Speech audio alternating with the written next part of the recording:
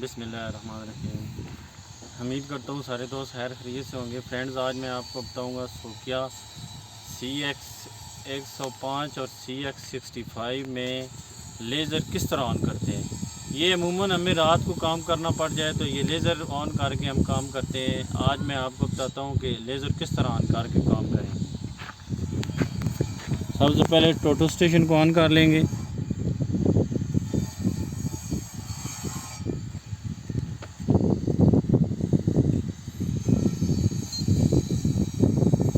یہ جو آپ کو نظر آ رہا ہے سٹار والا بٹن، اس کو پریس کریں گے اور سب سے نیچے آئیں گے۔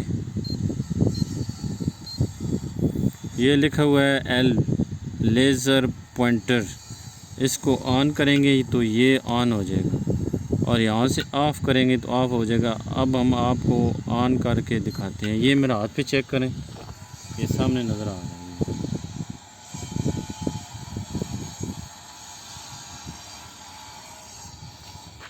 امید کرتا ہوں میری یہ ویڈیو تمام دوستوں کو پسند آئے گی۔ میری یہ ویڈیو پسند آئے تو وہ لائک کریں، سبسکرائب کریں اور شیئر کریں۔ جزاک اللہ۔